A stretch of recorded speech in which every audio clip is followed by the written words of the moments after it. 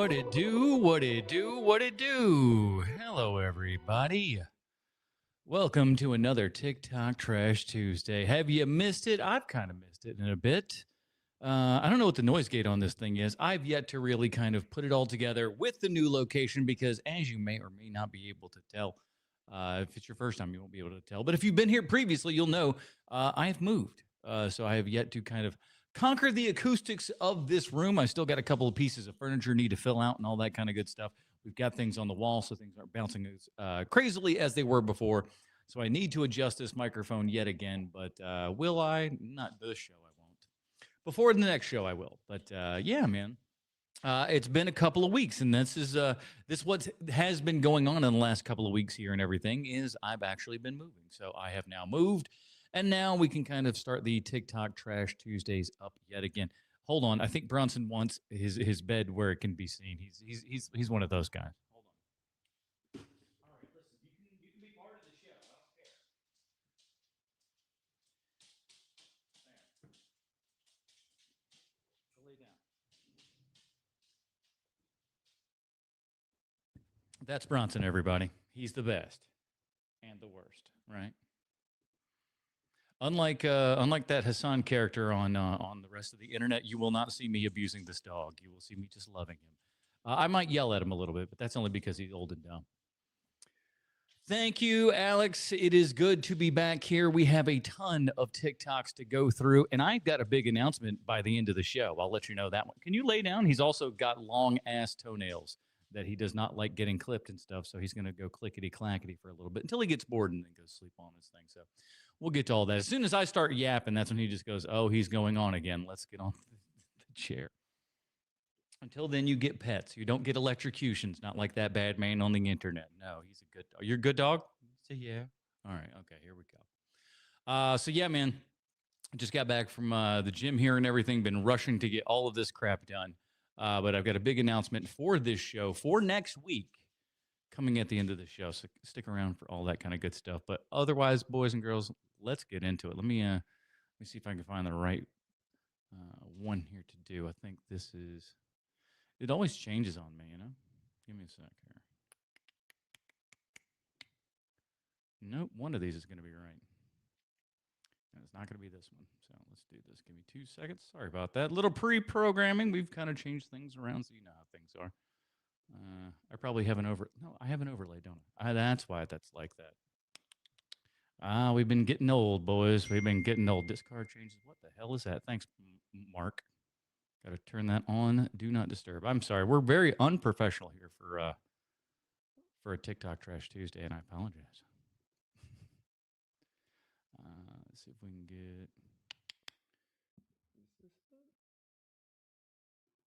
No, that's the... There we go. There we go. We got the TikTok Trash Tuesdays. Okay, I just want to get all the right graphics and everything and get it loaded up so the thing is right. But what happens is every Tuesday or previous to the last Tuesday, I go out on TikTok and I look for movie-related TikToks, be they whatever they are. And I bring them. I only watch a few seconds. I don't watch the whole thing because I don't want to be spoiled by anything. So I just watch just a little bit. Then we come back and we react with you, the lovely dirty babies of the chat here and everything. So let's get TikTok Trash 14. Let's go. Have as much legs as I think a lot of other people thought. So one battle after another is... Okay, I don't know why the first half got cut off here, but this is kind of a box office report here and everything, so we get to kind of know what happened over the weekend, which I having not worked in the movie exhibition business in quite some time, I couldn't tell you what was coming out and all this other stuff all the time anymore. So I'm curious to see how things are doing. Well, but not doing well for its giant $150 million budget. This movie had a $150 million budget, which was the same as Tron Ares, and opened to less than Tron Ares. That's bad. So the Tron Ares is looking bad. I mean, $33 million. We're again, as I will continue to constantly say on this podcast and every other show that I have, we're spending way too much money in Hollywood. Things cost way too much. The ROI on movies just isn't there anymore. And if you continue down this path, you're literally counting yourself out of your own business. And it's kind of astounding that the executioner of Hollywood will be Hollywood itself. Number 4 is Gabby's Dollhouse, the movie. I know I definitely expected this movie to do a little better than it did. It had a pretty gnarly second weekend drop. So at a $32 million budget, it looks like Gabby's Dollhouse is set to be a mild money loss. Pee-wee's Playhouse, however, that had done some business for the movie and its theatrical run. But, you know, honestly, I feel like this movie existing just got a lot more eyes on this IP. So perhaps it will still benefit the show. I see Good Boy there in the number 10 spot, which is previously number 9 spot. Didn't you see that, Alex? Did you say that was a good one? The long run and cause more people to know what the heck this thing is. Number 5 is Soul on Fire, which made $3 million from a little under 2,000 screens. I don't know what the heck the budget on this thing was. It's unreported. It's a faith-based, PG, family-friendly movie. But honestly, for something that had zero marketing and no big names, and not even on a giant amount of screens, like I said, under 2,000, $3 million? That's not bad. And number 6 and 7 are Holdovers, Conjuring, Demon Slayer. Yeah, those movies were profitable a long time ago. No extra commentary on those. Number 8 is The Smashing Machine, though, dropping 69%, making not even $2 million. That's very bad. This movie opened very softly to only $6 million last weekend, which means that it needed to hold if it wanted to, well, there was no universe in which it was ever going to be profitable, but it needed to hold better than this, and it did not. Terrible. No. Strangers Chapter 2, hanging in there. Another surprisingly small drop for a terribly reviewed movie. Like I said, this movie opened to $5.8 billion, and I expected it to basically fall out of the top 10 after opening weekend just because terrible reviews. I don't think anyone really wanted this movie. Doesn't matter. Doesn't matter because Blumhouse does what Blumhouse does, which was we shoot for a pretty conservative budget here and everything. So whatever we make back is going to be golden. And they usually do a pretty decent job with that. They don't always hit. You get like a Megan 2.0 or something like that, where it's a little bit of a swing and a miss. But sure enough, Strangers Chapter 2 had some nice and healthy drops. Which means that I think it's actually worth it for Lionsgate to go ahead and release Chapter... Oh, I was talking about The Conjuring. I'm sorry. In theaters. I mean, they might as well at this point. Strangers Chapter 3 is allegedly already filmed. And if it's going to open again to like $5 or $6 million, drop 50% in the following weekends, these movies were filmed back to back. So the budget is 25 or 26 for all three of them. They've basically already broken even with The Strangers Chapter 2 doing, whatever it's doing. And no one saw that. No one saw it. I didn't see it. And I've seen a ton of horror films this year. And that was not on the list for me. And Alex says Good Boy was indeed good. So good. Kind of doing pretty well last year. So, yeah, just released Chapter 3. Go for it. Number 10, Good Boy hanging in there, dropping a healthy, less than 50% drop. Word of mouth has been good on this movie. I mean... That's some Gene Shalit level shit right there. Not breakout smash hit success territory. Hasn't been the smashing machine of success. Violent Nature or Late Night with the Devil, which are other recent IFC productions, but opening to $2 million, having another $1 million following weekend, all on a budget of less than $1 million. Damn good. Nice. And that was the top 10 box office roundup for the weekend of October 10th.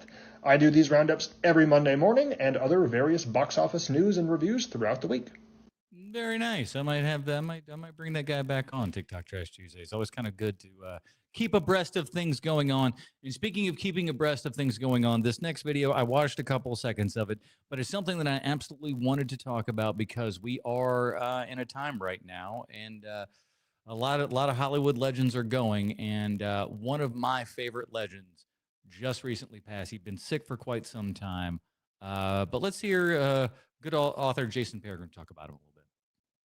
Because the audience, I saw it with a... God damn it. I fucking pushed it. Did I push it? All right, I pushed it. I hate myself, dude. I set it up like I knew what I was doing. Like I was fairly certain that I put that behind there, but son of a bitch if I didn't. I put it behind this, I guess. Fuck. Swing and a miss, Portress, as per usual. Comic-Con was very confused, to say the least. Well, I fucked that up. So, all right, next one. Gee whiz. Instead of doing green screen, we'd have practical backgrounds, we'd have practical buildings. I think we're all kind of over all the CGI, all the AI. Everything you see in the film existed in real life, and See, you got to watch out when you say things like that, because then those people then get found out, and it's like, well, when we said that, what we really meant was most of the time. was something that we built and at like Cyanide, our Cyanide puppet, was on set and interacting with the actors. Did you 3D print them? Such a fantastic group of really talented individuals who all came together to make this amazing project. Together, we are gargantuan. And we're not just talking about our asses. Gargantuan. Is it a Kickstarter? What is this? Yeah, Kickstarter now.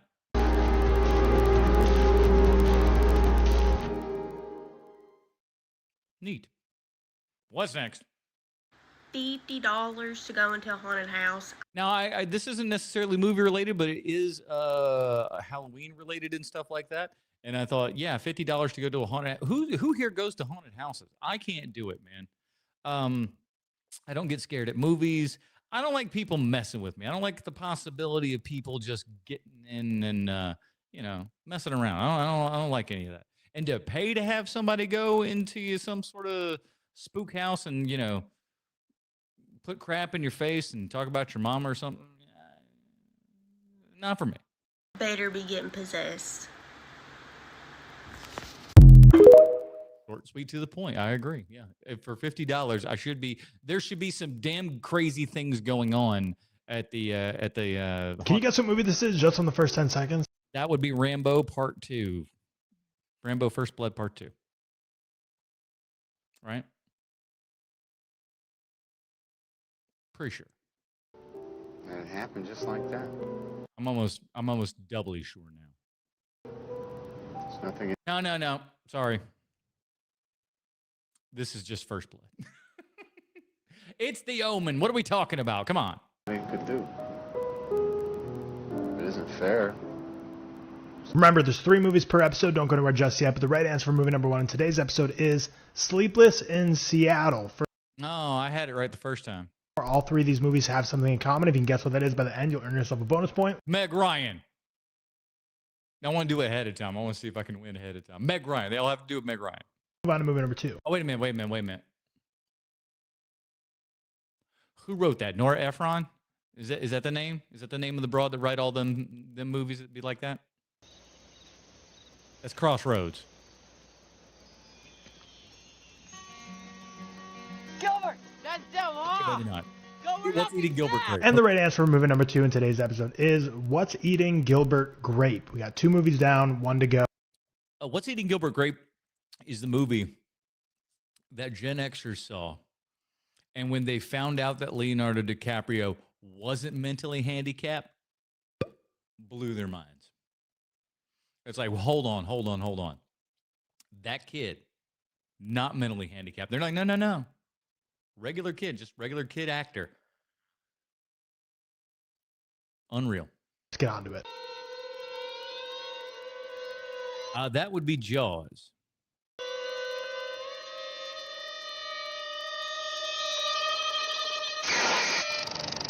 And the right answer for the third and final film in today's episode is Persona. So the 3 movies we had today were Sleepless in Seattle, What's Eating Gilbert Grape, and Persona. How many of those were you able to get right in today's episode? 1. Were you able to guess the common connection between these 3 films? Oh. Well, all 3 of these films were shot by the legendary cinematographer Sven Nykvist. Have you got? Oh, Sven Nykvist. I thought that was just common knowledge at this point, right? I thought we all knew Sven Nykvist, but we were, nobody wanted to say it because it just seemed like the most obvious thing to say. All right. I mean, if you want to, listen, I thought we were all playing on the same rules here, but apparently someone else is just having a go at it. I'd be very impressed. You clearly know your film history and have deep film knowledge. You pulled this out of your ass, young man. But were you able to get that bonus point? How were you able to? God, Meg Ryan's still the answer. Overall, and as always, we'll see you again tomorrow. Don't you threaten me. This is the story of how I got Tim Burton in trouble with Warner Brothers. Wait for it. Ooh, all right. Famous character, actor. Here we go. Let's see what he got. Good Lord. Sorry about the inconsistent audio here, bro. A soundstage. And I had the pleasure of working with Michael Goff, who turned out to be Dumbledore in the Harry Potter movies later on. This is the vastness of the set. Brother, I hate to tell you, you have mixed this horribly. You're a much better actor than you are an editor, because my goodness. Check it out. Let's turn it down a little bit. Yeah, it's a big set. Oh, I mean, it's a little bit of I gotta be honest. I did not remember that was him in that role. That's actually pretty awesome. Sometimes it's a diversion to read such rubbish. Most of the time, it's a waste of time. Whatever. Now, as you can see, I am holding up a newspaper that says how the city feels about the penguin being here. And so Tim Burton thought, hey, you know, we may need Sean back just in case we need another kind of point of view of the city. So they kept me on hold. I started in August. I didn't wrap till February. They kept paying me weekly. I could still go on other auditions. In fact, I did a couple guest stars and some commercials during that time. I didn't stop getting paychecks from Warner Brothers till February of the following year. So that is the kind of gig that you want, where they pay you for not doing nothing. Woo! Lord have mercy, the American dream. This went on for months, all these paychecks, and they never used me. So then at the wrap party, Tim was very sweet, and he stayed at the front door, literally saying hi and welcoming every guest. He's an exceptional guy. And when he saw me, he literally said, Sean Whalen, the reason that Warner Brothers Accounting hates my guts. We had a great laugh, caught up, and, you know, the residuals would have been great if the cast wasn't massive. You get residuals based on the percentage of cast. Oof. And, you know, the people in it. My Twister residuals are better because we had a smaller cast, even though Batman Returns was huge. But still, those paychecks helped back in the day. Let me know what Batman Returns story you want to hear next. The one where someone gets fired because of this specific newspaper, or the one that Michael Goff and I get the Warner Brothers executives really pissed off. I got to admit, I thought, well, this is, you know, it's a nice little story there, but I figures that we're done here and whatnot. He's like, no, I got 2 more stories. That's pretty sweet. Let me know in the comments. Sean's a great character actor. Loved him for so many years and all the things, starting with your Michael Bays and all that kind of good stuff. So good. My attention that many of my students are quite mentally unwell. No one is going to crack a xenomorph. If anything, a xenomorph is going to crack you. Y'all know what they mean by cracking, right? And I don't mean the thing to come out and be a monster and whatnot. Not talking about that cracking. We talk about cracking. You know what I'm saying? I can't believe I just said that. Notice how the xenomorph has 6 digits as opposed to 5. This gives us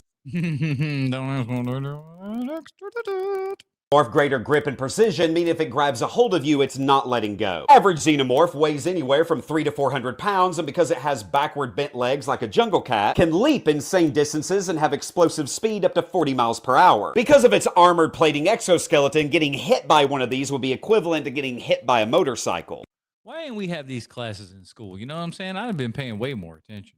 It's 8 feet tall with claws, bleeding acid, and will not stop attacking you even after it's run you over. Even if you were somehow to evade it, they are excellent problem solvers. We saw how in Alien it worked its way around locked doors.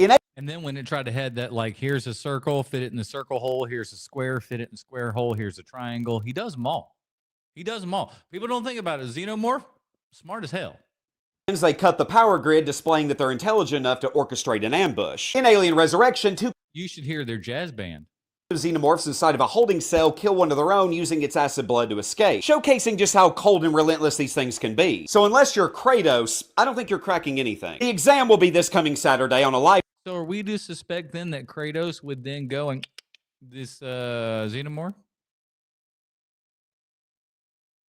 Could you imagine that game where he's walking around with his Xenomorph son, trying to teach him the ways of was it Valhalla or whatever the hell's going on in that game? And whichever student gets all 25 questions correctly will get one of these special edition Mondo Alien Earth posters. This Alien poster right here is not Mondo. There's a couple of Alien posters from Mondo that I tried to get back in the day. One was a landscape one that kind of looked like the inner ribs of the alien ship, but it went into like the alien's head. It looked pretty cool. There was obviously, and I tried to get this before a movie started. I was in a movie theater refreshing to try to get this poster. It was this Tyler Stout Alien poster. Absolutely amazing. Sold out in like 0.2 seconds. It was unbelievable. Now I got some of the Tyler Stout Alien art on the Alien record set, the LP set and everything. Got like 4 records and it has a little bit of his art there and stuff too. So I got a little bit of that kind of stuff. Yeah. If you plan on attending, please leave a like and comment down below. I expect each and every one of you to be there bright and early. That is all for today. Class dismissed. Thanks, Teach. What next? I'm making this video because what I'm about to say is very important to me, and I hope you stick around. I hope you listen. You don't have to. Oh boy, here we go. Straw Hat Goofy back at it again. I never set out to just be a TikToker. They never do. They never do. But I just wanted to get on here and say this. Listen to how sincere he is, everybody. This shows you how sincere he is. We need to talk. You and me, okay? Can we talk about me and my career? I've never said this out loud and online before, but I never set out to just be a TikToker. Who does? Who does? Who put their hand up and be like, yo, the only thing I want to be doing, TikTok and TikTok alone. I never want to grow. I never want to be varied. I only want to do TikTok. Who's out there saying that? I'm sure there's somebody. I'm sure there are. I'm sure they exist. I've just never seen them. And this is no disrespect to TikTok. I'm fully aware that TikTok is the reason why I have a lot of the things that I have. It's the only reason. Come on, let's be honest. Let's be honest, Straw Hat. You gotta be honest now. And a lot of you guys have discovered me on TikTok and still follow me to this day. Where else were they going to discover you, Straw Hat? Where were they discovering you? Come on now, Holmes. Come on. With that awareness, I understand that TikTok is also a social media app. And like other social media apps like Vine, Friendster, MySpace, everything you put into this app can just go away like that, right? It's fleeting, and I understand that. So are you up on some charges or something? What's happening? Working really hard to kind of expand beyond this bubble here. Oh boy, here we go. And now I'm gonna. Can I don't know. I don't know nothing. Like I said, I don't watch these ahead of time. But let me put my little hat on. Do a little thinking. My guess is old Straw Hat Goofy here wants to be taken more seriously, not as just a TikToker. He wants to do something else. Something else, maybe a little something creative. And I think he knows that if he does, there's a chance somebody might shit on him. As a guess, I don't watch these. Let's find out. Like many of you, I just kind of hopped on here not to be famous. No, shut up with that. No, you didn't. Every single person that is doing this to one degree or another wants other people to see the crap that they're putting out. Do not bullcrap yourself, my friend. Bullcrap us. Let's be honest. You know the truth. You know the truth. At least I hope you know the truth. Bro, get out of here. Like, you're not eschewing any kind of any of your celebrity. So what are you talking about?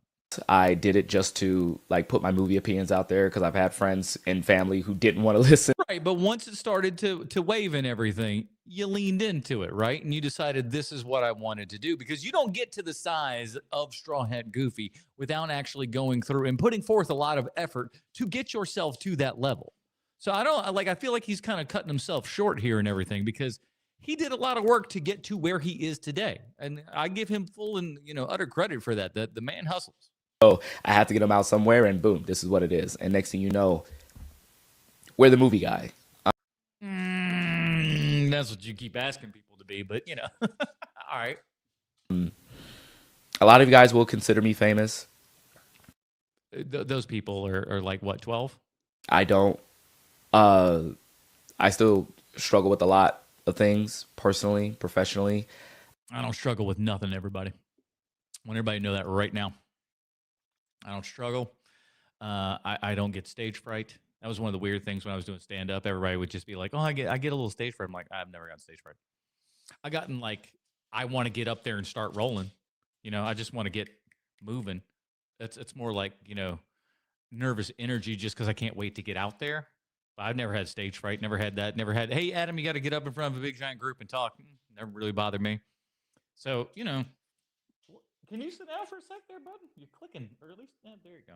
I've lost a lot of things and people along the way of this journey that I've been on. He talks about it like we're like he's in Boys in the Hood. You're on movie TikTok. What are you talking about? And not to equate, no struggle with fame, right? There's plenty of famous people who struggle, still not famous, but not struggling though, are you? You're not struggling, are you, Straw Hat? That's all right. It's good. It's good. Listen, I'm happy for the man. If you can make a living doing this bull crap, God bless you 1,000%. But I'm still trying to figure out what the point of this is. I still feel very much me, right? And who else would you be? With that, there's a lot of insecurities that come with that, right? And there's a lot of insecurities that come with. Somebody's been having some self-doubt. Understandable. You get a little like, what am I doing here? Do I have enough whatever for this? I get it. Thing, and then whether views and whatnot does well or does really well, it really messes with your psyche. But it's something that I genuinely love to do. And with that being said, I've worked really hard to kind of like separate myself from this, because in a social media app that is, what are you talking about? I want to create something that's everlasting. Oh, here we go. Here's the pitch. Now that was a fuck of a wind up. Let's see how the pitch goes. Something that's hopefully generational for my kids in the future. And so I've worked over the last couple of years really hard to not just be seen as a TikToker. I'm sure. But you okay, so you have been trying is what you've been saying? You have been trying to do different? Because I got to be honest with you, brother. This is all I got of you. You're a TikToker. I'm sorry. When you would show up in the Regal pre-movie, what you doodles there and everything, is the guy from TikTok. Not for nothing, but that's who you are, my man. Now, if you want to stretch out and you want to get bigger, I applaud you, and I want you to do better, and I want you to, get to whatever, range and goal that you would like to. But you got to do something other than what you're doing, because I don't see you being anything outside of just that TikTok guy, man. The truth that you heard from some of your favorite TikTokers is that there are a lot of moments where you feel you're not taken seriously. You're a movie TikToker, so yeah. They're not, yeah. I don't take any of those people seriously. I don't think they take me seriously. I've worked really hard to be taken seriously at my job. You've worked hard at getting followers and getting people, and that's good. And you've gotten a lot. You've done a fantastic job doing it. Applause there. But again, I think he's searching for kudos or something. I don't know. Personally, I don't really feel taken seriously by a lot of my peers, but your name is Straw Hat Goofy. Your name is Straw Hat Goofy. What's your real name? Why aren't you going by that? Why are you going by some online mock ear? Is this Xbox Live? Stop being Straw Hat Goofy. Be yourself. Be yourself. If you're at the point, and I think that you are at this point where you are independent enough to where you don't have to change your name lest your job find out and have a heart attack. You ain't got one. This is your job. Again, congratulations. Put your name on it. Put your name on it. Not Straw Hat Goofy, which, by the way, 2 properties, neither of them you. Be yourself. With a grain of salt. That's just a mental thing that I've dealt with my whole life. But with all this hard work and everything that has happened in the last couple weeks, there's a change coming, a big change. And I tried to think of that song that I could sing. Dang it. You're going to see a change in how I do my content and where change are coming, something like that. That I go and people that I interact with, that is really good. It's really good. And it's the reason for all the hard work. Brother, this is a vague post if I've ever heard one. My God. And so I say all this to say. To say what? Please, for the love of God, say something. Jesus Christ. Was that your fucking nails or did you fart that loud? Holy cow. I hope you guys stick around and I hope you guys continue to support, and because I feel your support, every last one of you guys. And I just want to be the best version of myself that I didn't know that I could. But again, I got to point back to you, Straw Hat. You're not yourself. Your name's Straw Hat Goofy. Stop it. Be yourself right now. drop the name, or like, put a hyphen by it and put your name, so people start to associate you with you and not a goofy online moniker, literally goofy online moniker. I think that's holding you back. You want to be taken seriously? Not for nothing. I'm not going to compare you two because you guys do completely separate things, but you want to know who you want to be like, or at least had the same kind of recognition as name recognition and everything. I thought his name, and while I was trying to put it all together, it flew out of my head. Matt McCarthy. That's it. He is a great interviewer, and you know how he brands himself with his bloody name. It's Matt McCarthy. He's a great interviewer here. He puts good stuff out there. Again, you coming in with Straw Hat Goofy is just an Xbox Live name as far as everyone is concerned, and that's how people are going to continue to treat you if you continue to go down that road. That's all I'll say. It's just like, Her Majesty welcomes Straw Hat Goofy. You won't hear that. But like James Marsden or something like that, I don't know why that's the name I chose. But whatever. The Cyclops from X-Men, is that what I just said? I just try to think of just like a proper name, James and Marsden. But yeah, listen, again, good luck to Straw Hat Goofy, but what are you talking about, man? When I started posting to this little app. So you're going to see more things from me, like more interviews, more sit downs, more podcasts. That won't change anything because you do that stuff. You doing more of that stuff, it'll do more of the stuff. But I'm telling you, go to your real name. We'll still do the TikTok thing. We're going to be posting to this every single day. As always, it's just going to look a little bit different, a little bit more premium. Oh boy. I want my title of the movie guide to mean something. Listen, it's a self-imposed title, so I don't think that you get to have that. So, nah. A lot of people, and hopefully you guys can rock with that. So, yeah. Follow my podcast, Get Wrecked with Straw Hat Goofy. We interview actors, directors. Check out my YouTube. Again, if you're interviewing actors and directors, what are you fucking bitching about? Your talent agency is hooking you up with famous people to interview. Why are you mad? Shut up and do your job, man. Do a better, just do it. You don't need to announce that you're going to do a better job. Just fucking do it. And just keep your eyes out for some really cool stuff. Thanks, Straw Hat, for your vagaries. The real reason why cartoon characters wear white gloves is way more disturbing than you think. So Well, I don't know that I think that it's disturbing, so it would be probably... All right, let's find out. Familiar with this very specific style of white glove that a ton of classic cartoon characters wear, but not many people really question why they're wearing the gloves. It's just how it always has been. I've always imagined, just because the separation of everything with the... Let's take your Merry Melodies and all that kind of stuff, and especially your Steamboat Willie and all that kind of jazz, especially the black and white stuff. You got like a black body of Mickey Mouse here and everything, and so you needed something to differentiate fingers. And black on black with all of that kind of stuff is not going to differentiate between digits. And I feel like the white gloves would help differentiate each individual digit and stuff and separate that out from the body, and of course make it a very primary thing. And because they are all the same colors, they could probably use the same models on a lot of different characters and stuff like that. That's my assumption. Unless you're the character Bobby from an extremely goofy movie who jokingly asked this exact question. Hey, buddy. Do you ever wonder why we're always like wearing gloves? Yeah, that's just a funny little gag, but it's a good point. Why do they wear the gloves? Well, a lot of people will tell you it's so the character's hands can stand out from their darker bodies, which made it easier for animators to make them more expressive and to better convey the things that they were doing with their hands. That was my assumption. And while that's technically true... All right. You got to be putting me on. I'm going to ace the test, and then you're going to come over here and you're going to be like, well, actually, fuck you, dude. No. I was right.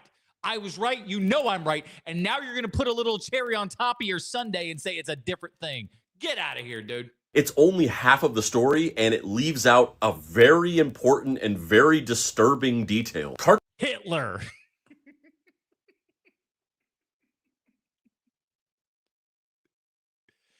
Clearly, it's Hitler. Characters wear white gloves so that their hands stand out against their black bodies because blackface minstrel actors from the 1920s and Okay, so the jazz singer again. I mean, okay. It feels a little tenuous, but okay. these wore white gloves so that their hands would stand out against the black paint on their faces. Because many early cartoon characters like Mickey Mouse, Felix the Cat, Bimbo the Dog, and Bosco, they all started out with a very thick black sense. Bosco's like, hey, motherfucker. were blackface minstrel characters. That's right, Mickey Mouse was originally intended to be a parody or an homage to vaudeville blackface actors. You see, in the early days of cartoon animation, before TV existed or they were even being regularly played in movie theaters, animators like Winsor McKay, creator of Little Nemo, would take their cartoons on or with vaudeville shows and literally project them on stage on a screen. They would even sometimes interact with their animations. And the most popular part of these vaudeville touring shows was the blackface minstrel act. And so the animators, trying to grab the audience that was there to see the blackface minstrel shows, would pattern their characters off of those blackface actors. So the cartoon you go where the money's at, unfortunately. Characters would take on the physical traits of these blackface actors, like the dark black skin with the white or red mouth and eyes. Gotta admit though, that's some pretty iconic looking stuff there. That little guy, that's some good animation. Say what you will, and certainly we are, but So the personality traits and tropes of blackface minstrelsy, like the mischievous trickster character, which was very common in blackface and was also what most cartoon characters in the 1930s and 40s were. This minstrel style of cartoon character carried over from the vaudeville era of animation to the film era of animation with characters like Mickey Mouse and Felix the Cat. And after a while, blackface minstrel shows obviously fell out of favor, and people... I like how we put it. Obviously, they fell out of favor. Those of you out there that are saying it's still cool, no. kind of forgot that they were like that. So the style of the character became solely associated with cartoons. And that's how we ended up with generations of these cartoon characters with these inexplicable white gloves. Cuphead is racist. You heard it here first. And again, many people will tell you, no, it's nothing to do with blackface. It's so that their hands can stand out from their bodies. But that's just not historically accurate. You just said it was half of it. You just said it was half. And then you're like, well, there's another half here. And now you're saying, no, it's the other one. You can't have your cake and eat it too, my friend. And here's the thing. I love animation like many people. Heavens to Murgatroyd. I love many of these characters. I'm not trying to get anything canceled. But aren't you? I just think it's important to be aware of these things. And to point out to other people, some blackfish shit, right? Fucking racist. Quick, if you like my videos and you want to see more in-depth writing from me, you can do that here. Do y'all think Daffy's black? There's been a lot of there's been some talk about that like Daffy's like which characters are like black characters, and people are saying Daffy might be black. He's a jerkwad though. I don't know who would really want to claim Daffy. I love Daffy Duck as a character because he's such a piece of shit. He's so bad. But I think I was wrong about the movie Eddington. Oh, all right. Listen, we talked about old Kit Laser here a while back, talking about Eddington. He was wrong about it. I wonder what that means, because I don't think he's gonna come over to my side of the fence about this movie. But let's find out. I'm very curious. More time goes on, the more I think that. And I haven't even seen it a second time. Usually that's the impetus to rethink things, but I've just been thinking about it a lot, especially in light of the many recent events. Oh, God.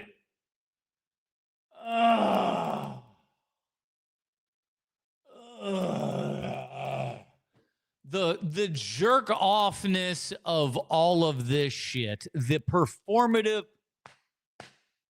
patting yourself on the back. Dude, all of the things, fucking shut up. God damn, let's hear it. Bunch of videos on every platform about why I didn't like Eddington. Because you were a dum-dum and you did not like a reflection of yourself coming back to you. I specifically reacted to your review, and that was the problem. That was a lot of people's problems, especially, sorry, but people that are on the left. It is what it is. I'm not a left or right person. I vote libertarian most of the time, so don't get on my ass. But my point is this.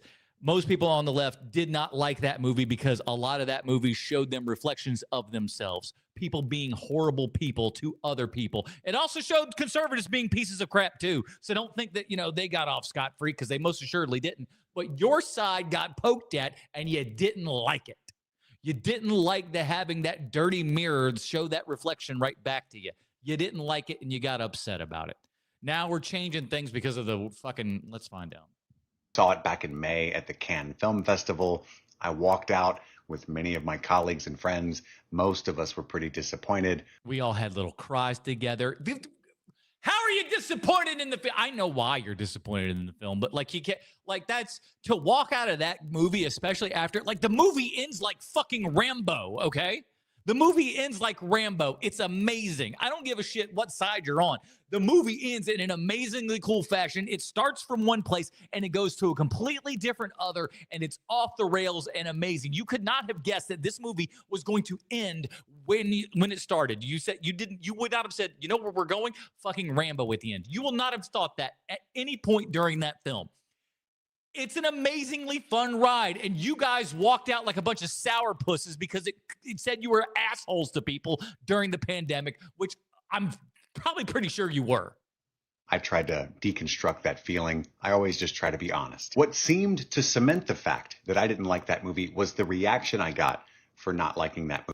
Well, yeah, because you missed the point. You missed the point because the point was, again, you probably treated people very poorly during COVID, and that's why you didn't like it, because it showed you. I got so much hate and even threats from mostly the internet. Most people's threats are just like, I'm going to blank, blank, blank, blank, blank. It doesn't mean anything. I think we all know that at this point. It's like somebody calling you gay. It's like, what does that even mean? Right-wing people who I, for the life of me, can't imagine why they think that movie specifically supports them. No, it doesn't, but it shows you in a bad light, and that's what you didn't like. It didn't show them in a great light either. No. Now, it also said there were a lot of things that they got right. But again, y'all don't want to talk about none of that. 5 years on and nobody want to talk about it. Objectively does not, especially if you know anything about Ari Aster at all. But that's part of the kind of groupthink polarization that the movie's talking about, right? I just had issues. I was bored with. No, you weren't. No, you were not. Okay. All right. Let's say you were. Let's say you're bored. What are you bored of? Let's hear it. Joaquin Phoenix bumble around for the 5th movie in a row. I have. See, you see what he's doing there? He's taking other things and he's putting them on this film. This is not how you're supposed to review films, people. It's so dumb.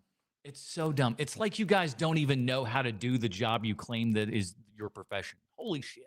Maybe with The Messenger and the timing and the cynicism. Nah, it's called, that was one of their big complaints, is that this should have been put off several years. Why? Because so you would look at it and then be like, wow, we weren't like that at all. When in fact you were, exactly as those characters were portraying themselves. There is a moment in the film where characters are wiping down packages that they got in the mail. Can you admit to me that that was bullshit? There was no reason for that. It never worked. It never did anything. It prevented zero people getting sick. It prevented that. It prevented nothing. It did absolutely nothing. But that's the point. You saw things in the movie that you yourself did, and you were, I don't know, shamed maybe? Hopefully. And the lack of any solution presented. No, because there's not a solution. The solution is, how about you not demonize your neighbor? That's the solution. The solution is to not be a reactionary, crazy person and start, starting wars over an imaginary virus that we all fucking made up. All of a sudden, we don't have a common cold, that 0 cold deaths, COVID deaths go up. And then when COVID goes away, all of a sudden the cold deaths go up. None of these things make any sense. And again, half of this shit's mentioned within that fucking movie. And again, y'all don't like hearing these things, though. No, I've made many videos about this. I have lots of issues with it. But do I? Because it turns out maybe somebody had to say it, that we're constantly at each other's throats. Thank you! Kid Laser, ladies and gentlemen, 6 months later, but God bless him, he figured out the code. Yes, that's what the movie was about, is everyone being turds to each other. Congratulations! You finally figured it out. Golly. People with similar ideologies constantly. And the only people who are benefiting are the tech companies, the ultra wealthy. Oh, and then we go into the tech companies, the whole tech company like aspect and everything. I don't even think motherfuckers need to be thinking about that. It's just like, you guys hate Elon Musk. I get it at this point. You know, a decade ago, you were sucking him off like nobody's business. Today, he's persona non grata. What the fuck ever. But again, oh, Jesus. Shadowy rich that don't even, I don't think, have any ideological loyalty outside of making money. It isn't. What do you think Hollywood is, my friend? What do you think Hollywood is? Because if you think Hollywood isn't that, you're fooling yourself. It's ridiculous.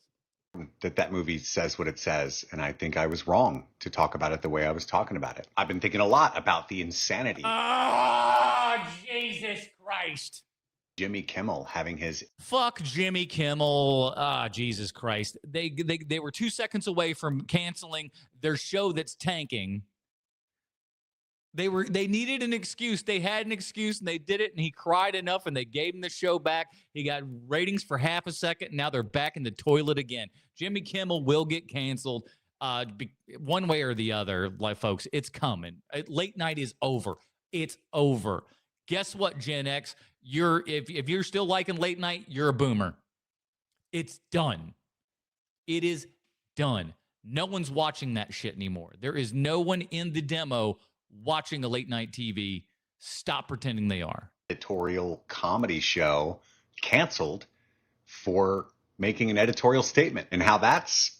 It wasn't an editorial statement. It was a fucking lie. That was the problem. Probably not good. I'm also thinking a lot about this. Oh, so it's V for Vendetta. Isn't that interesting? Because during COVID, I remember a lot of people that were saying a lot of scientific things, you know, doctors and shit, who got censored for actually saying, hey, maybe it's not what you bozos all think it are. Alarming statistic. 1 in 5 American adults was found to be illiterate in 2024, according I think it's more than that. National Literacy Institute. More than half, 54% of adults, had below a 6th grade reading level. We talk so much about media literacy, which is an issue, but so is, it turns out, literacy. And that's what they want. That's what's best for a very few, very powerful people, is for everybody to be fighting each other and for nobody to be reading. I didn't sleep much because I was... No one gives a fuck about reading. That's I don't know. Again, that's a boomer take right there. It's just like, no one reads anymore. We don't have to. I'm sorry, but we don't fucking have to. Like it's good that you could and should know classics and other things like that. It's important, blah, blah, blah. Do you need to? No, you don't. You don't need to. You should be able to read. Don't get me wrong. I think you should be able to read. But dude, it's like, you're not a well-read fuck you. I've met so many well-read people that are fucking morons. So I'm even more emotional than usual, which is saying a lot. This is emotional? Have you seen me in this video? So I lost my cat a couple of days ago. Kind of answers it all, doesn't it, folks? You see that? That's something right there that's worth crying over if something happens. That's a loyal animal right there. Ain't you, big boy? Yeah. For cancer, so, you know, and then this onslaught of... All right, I'm sorry your cat got cancer. I thought he ran away. If he ran away, I was going to kind of laugh. But, like, if he got cancer, I'm sorry about the cancer. That's lame. Which is like every day there's an onslaught of news, right? But I've been thinking a lot about Eddington. That's all I wanted to say. I was wrong. Listen, man. Props. Like you almost got it, Kit. You did get over the original hump of what that movie was about, and I'm very proud. I'm proud that somebody in the film TikTok reviewing community here and everything can actually come in and say, hey, maybe I was wrong about something. Maybe I can. I go back and rewatch movies and stuff, and he didn't even rewatch this one. But I go back and I rewatch stuff to say, hey, maybe I missed it this time. Sometimes you do, sometimes you don't. And then sometimes you were dead on correct the first time you watched it. It's like I did that with the 2003 Texas Chainsaw Massacre remake. I watched that in the theater. And I was not a big Texas Chainsaw person at that point. And I looked at buddies of mine who were Texas Chainsaw guys. And I was like, did you guys think that was good? And they were like, no, we thought it was terrible. I'm like, okay, good. It's not just me. I thought that was absolutely awful. And then like maybe 2 or 3 years later, I would kind of go back and say, hey, let's try this again. Look at it. No, sure enough, still crap. I think I did it at least one more time. I think I've gone through about 3 or 4 times with that one. It's still bad every time. I don't know. What's next? What we get to see of Aunt Gladys, we principally see her as, I'll say, it's the selfish witch who is willing to kidnap 17 children to extend her own life. Little Zach Krieger here talking about weapons. Is there... I think it's about to come out on DVD and everything, so he's back kind of doing some rounds and whatnot. Lack of a better word, kind of a sympathy for the devil's advocate side for her. Absolutely. Yeah. I totally think so. And I don't think it's explored in weapons, but... Does anybody think Zach and I might be brothers? Like, look at that.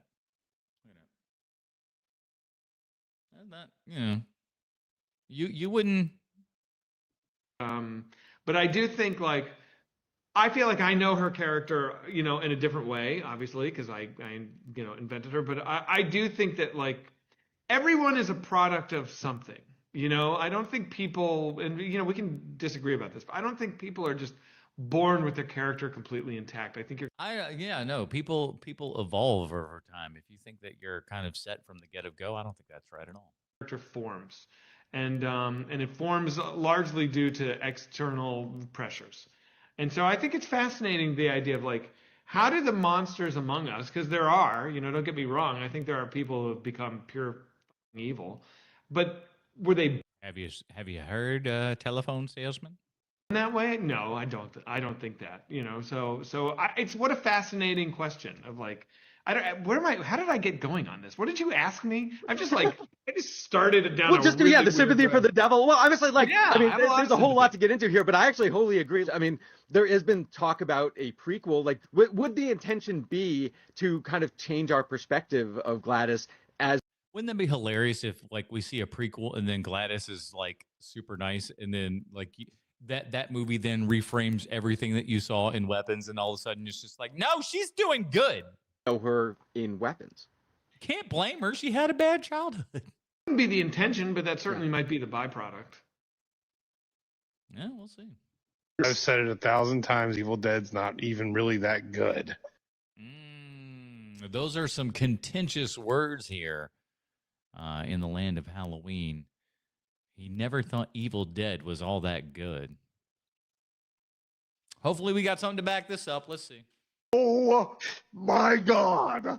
You did not. Now, the only way that I can say that he might get away with this is if he said, why have Evil Dead when Evil Dead 2 exists, which does basically have, a truncated version of the first Evil Dead kind of retold in a nicer, quicker, super quick fashion there and everything. Outside of that, what's he gonna say? It is great. In my presence. Me in 1980. Are you fucking kidding me? You're just trying to trigger me. I'm not going to fall for the bait. I'm not going to fall for it. Well, trigger warning on this episode. I'm not going to. God, this guy looks like Victor Zaz here on the bottom left, doesn't he? For it. We just lost half the people listening. You got Victor Zaz and Captain Caveman. What the? Is this a TV show or a movie? That's a television program there at the top. That's the Grogu and the Mando. Yeah, that's television show. But drop this teaser for a Mandalorian thing. Now, have you guys seen that? I didn't watch it. That's a thing? The Mando trailer for the new stuff? I haven't watched it. I don't know that I will. I legitimately couldn't tell if it was a new season of the show or a film. That's not a good sign. No boy. It gets harder and harder to get people to leave their house and go to the movies. If you drop a new Star Wars film, which is what this is, by the way, and it's based on a TV show people have been watching.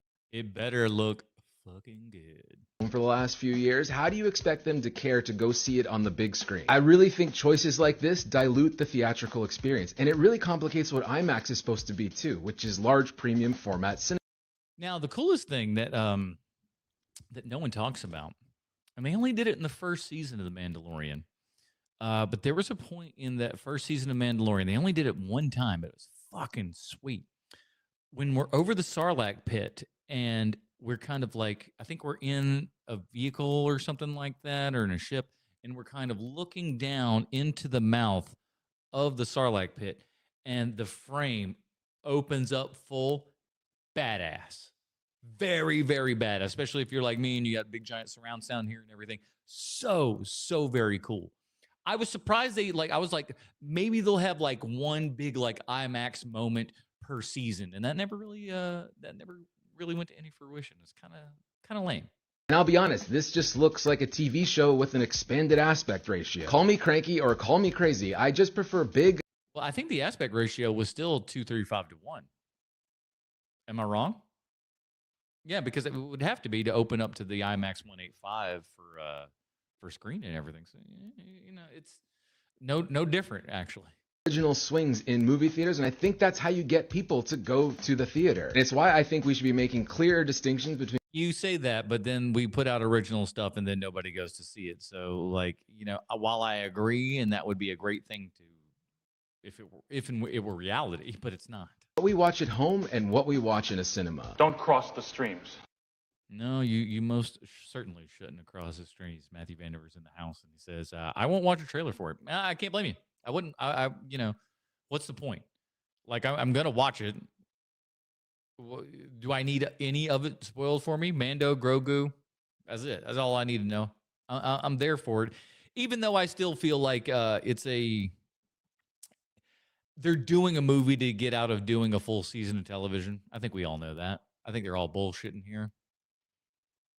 I think Grogu's almost 50 at this point, or almost 60 at this point, because he starts out at like 50, right? These are the best horror movies that are on Netflix right now. Well, who's on Netflix still? I don't even know if I still subscribe to Netflix technically, but let's see what he's got. What good horror movies are on Netflix? Because usually they're all about their original programming and stuff, and all the other things are going back to their respective homes and whatnot. Your Paramount Pluses, your HBOs, and now back to HBO, not HBO Max, the one to watch for HBO, just HBO proper. Barbarian. Barbarian's great. Highly recommend. I knew nothing except for it was called Barbarian. The Justin Long is in it, and that was it. That's it. It's a horror movie. So glad I knew nothing. Very great. This was directed by the guy who just directed Weapons. Oh yeah, that's $8 billion. My God, fuck me! I hit all the way back in that thing. Hold on. Holy shit! Wow, I can't believe I got it that good. Here we go. Wow. This was directed by the guy who just directed Weapons, so you already know shit's about to go down. This movie blew my mind when I first saw it. I don't think any of us were ready for the twist that happens. The less you know about this, the better. Yep. I believe some people have never seen this movie. If you've never seen Barbarian, just put this on right now. Trillian says Barbarian pretty much got me into horror movies en masse. Wow, that's pretty impressive. I like that. You will not be disappointed. Heart Eyes. This came out Valentine's Day this. Yes. People will not be talking about Hard Eyes.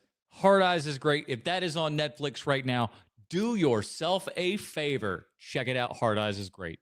This is an amazing new original slasher that basically takes place on Valentine's Day, and it's a romance, violent, bloody, funny time. I have a big soft spot for holiday-themed horror movies, so Heart Eyes really did it for me. I think the mask design is absolutely incredible, and the character design, it's kind of iconic. Talk to me. This came out. I just bought this for $5 at the Walmart DVD bin because I saw there's subsequent film. Maybe he'll talk about that. But yeah, talk to me. Years ago, and the directors also made Bring Her Back this year, which I amazing used to watch because it looks downright horrifying. I would say I'm going to go so far, and I'll say it here right now: Bring Her Back, best horror movie of the year so far. Talk to Me is no exception. There's some really insane imagery in this. I would say viewer discretion is highly advised because it actually really bothered me when. See, all that it's doing is selling me.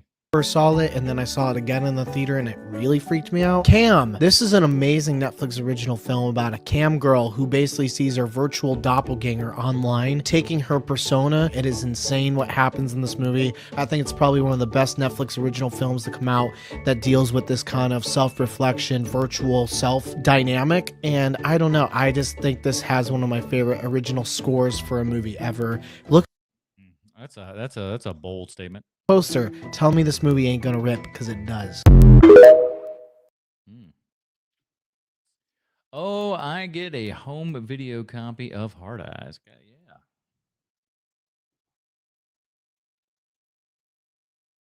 What's next? Lionsgate's AI film model is crashing and burning. Producer Patrick's here to break it down for us. What you got, Patrick? Year after partnering with Runway. Hi, it's producer Patrick bringing you the latest in the ever-evolving film and TV industry. According to an exclusive by The Wrap, last year Lionsgate jumped to the chance to revolutionize the film industry by partnering up with the AI startup Runway. The plan was to feed an entire movie library into an AI model and use it to generate new content. Let's be honest though. Haven't we just been giving this assignment to people for the last like 30 years? You know? Now we're just giving it to a computer. What's the diff? Studio foresaw trailers, franchise reboots, even whole film. I mean, maybe the AI does better than the people do. Generated just with code. But now that vision is getting a hefty reality check. The first problem is with the data itself. A single studio's catalog just isn't enough to train an AI model with the depth and realism that filmmakers require. With limited inventory to feed into the system, the end result is bad lighting, awkward faces, and actions that weirdly defy the laws of physics. The second issue that the studio faces is who owns the material. Lionsgate technically owns the movies. Hey, there's the Plaza Theater, everybody. Contracts and likeness rights muddies the water on who controls what, especially when AI starts utilizing actors' performances and certain cinematic styles. And finally, one model can't do all the processing needed for a generation. AI tools are specialized, meaning that one's better at faces, another's better at environments, and another is better at animation. So betting everything on a one-system AI model is never going to allow a film to reach the grade and quality that the studio is expecting. See, producer Patrick's out here giving everybody hope, man. He's basically saying this shit ain't even really possible when you think about it. Lionsgate is still exploring AI for production, but Listen, I'm going to tell you this right now. I don't care if it's in the movie industry or if it's in whatever tech sector or anything. Anybody that starts talking about AI, number one, is a grifting piece of shit. I'll tell you that right now. AI is a buzzword. AI means nothing. There is no artificial intelligence being had anywhere. Artificial intelligence is something that thinks for itself. None of these things think for themselves. They are all bought and sold within parameters that they have, confines with which they are to work. All of these stories that you hear about, like, this AI system won't turn itself off. Fuck you, unplug it. What are you, stupid or something? Everybody's out here thinking that the world's going to, like, die from Skynet in the next 3 seconds. And it's just not possible, people. It's just not there. You've been watching too many James Cameron movies. This ain't possible. in the messy business of creativity, has seemed to sideline the single prompt fantasy for now. Yeah, that's it. And then I always thought this. None of this is like make me an epic space movie, and then it just pumps out something good. No. Always would love to hear your thoughts.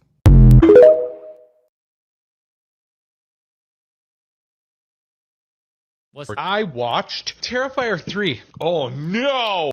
It is. It's almost time. It's almost Terrifier 3 season time, everybody. Terrifier 2 should be played right about now, right around your Halloween time. And then come your Christmas time, that's when you put in Terrifier 3, because that's a Christmas movie. Yuck. That is my review of it. Yeah, it's gore porn. The story is... Oh, yeah. Nonsense and doesn't really matter. Oh, it does too, though. It's the second half of this thing, man. It's really once we're kind of starting to get in, like Terrifier 3 might be the third movie, but it's kind of like the second movie because they really only started getting into like kind of proper lore side of stuff in Terrifier 2.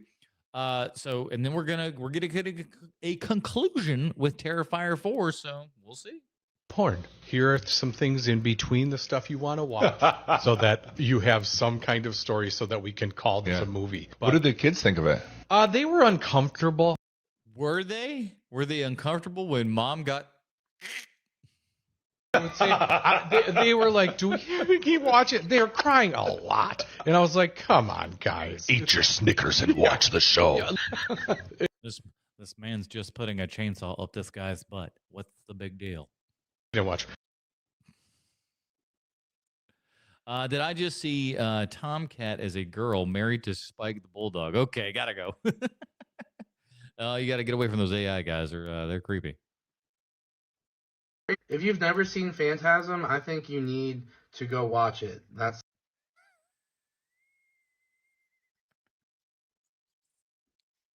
He should. My guess is it goes on, but the video should just stop here. It'd be amazing if it's just like, I just feel like you ought to go watch Phantasm. Bye. And then just ends, and that's the video. I feel like that's the best fucking advertisement for Phantasm I've ever seen. It's him just bashfully recommending, like, yeah, see that Phantasm, good stuff. That's how I'm gonna start this video. Here in my apartment, and I just rewatched Phantasm for I don't know how many times. I love this damn movie. My favorite part is right at the beginning when the girl with the jugs is out and everything, and they're getting busy in the cemetery and whatnot. And this guy's thinking, "Oh yeah, man, I'm getting me a little bit strange here in the cemetery." And he looks up, and it's an old man. That's a boner killer. Honestly, I think this series or franchise is very, very underrated. Mostly the first three, I think, are very, very solid. But the first one in particular is one that I go back to a lot. The score, the atmosphere, everything about it, it's cheesy, sort of like late 70s, early 80s goodness. The plot is something that I don't even know how to explain, really. Interdimensional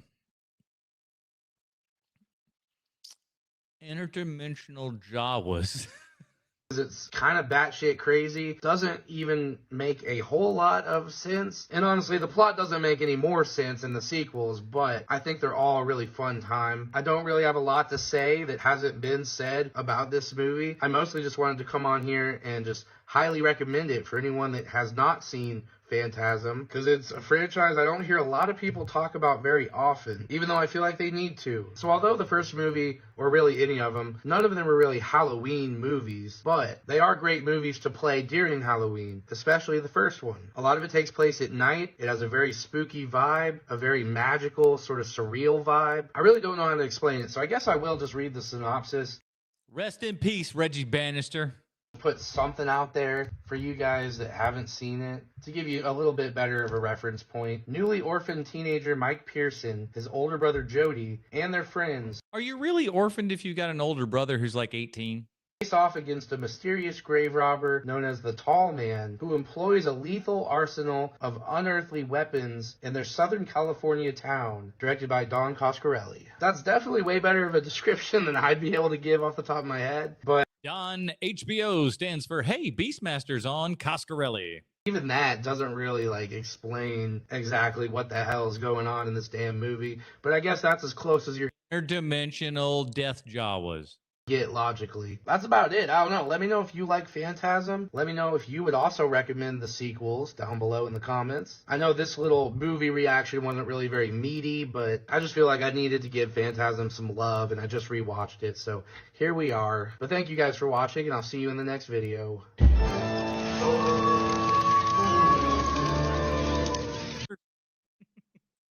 What black and white movie is actually worth watching? This sentence made me want to jump off a cliff.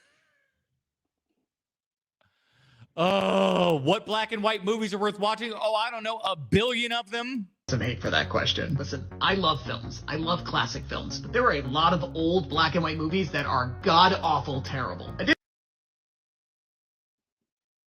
Name them. Name them. What are you talking about? What are you talking about? Because I think you're talking at your ass. There are a lot of people today who just don't watch black and white movies because they think they're old and boring, and some of them are. So we're going to fight this today. Well, that's like all movies, my mans. black, white, color, foreign, domestic, it doesn't matter. Some movies suck, yeah. I want you to drop your favorite black and white movie and maybe why you love it, so other people will see this list and go, you know what, I'm going to give that film a shot. Picking one for myself, difficult, because there are some really good black and white movies out there. Dr. Strangelove is one of the best comedies of all time and super topical for today. 12 Angry Men. Is it super topical today? Are we doing a lot of nuke stuff today? Are we? Okay. Remain the best drama ever created, and you should watch Casablanca. Just watch it. Hey, I think you can probably skip Casablanca. I think it's a fine movie. Don't get me wrong. Is it overrated? Yeah.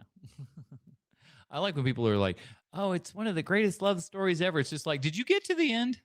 Did you get to the end? Do you know what happens? I mean, it's unrequited.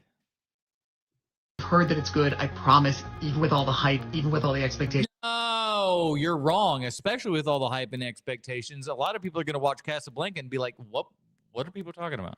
It's better than you think. I think he's wrong. An audience is going to be bored to tears with Casablanca. Amazing. However, that's not what I'm going to talk about. If you couldn't tell by looking at me, I'm a big fan of bad puns, wordplay, and humor that's going to make me laugh even if it's stupid. Would not be surprised.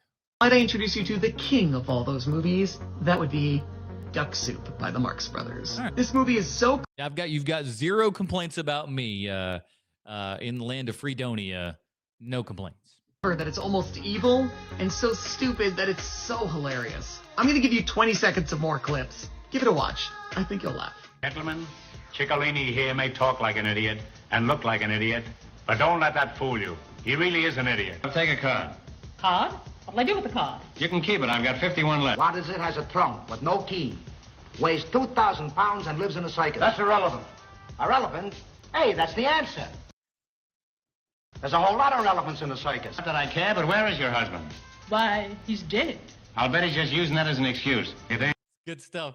It's good stuff. You till the cows come home. Yep. On second thought, I'd rather dance with the cows than you come home. I've got a good mind to join a club and beat you over the head with it. Remember, you're fighting for this woman's honor, which is probably more than she ever did. I can see you right now in the kitchen, bending over a hot stove. But I can't see the stove. Okay. Come on. It's some of the greatest. Really good. So again, what is your black and white movie that is absolutely worth watching? Drop it. Young Frankenstein. Hail, hail, Fredonia. Casablanca, totally about how Bogart and Claude Rains fell in love. Listen, it's how they're going to die together. That's for damn sure. Comments, or better yet, stitch this video so I can find out what black and white movies you love. All right, let's think about some. We got the original Godzilla, obviously. Trying to think of some ones that are going to be a little bit more kind of Seconds, John Frankenheimer's Seconds. You should watch that in black and white. The Incredible Shrinking Man is a blast.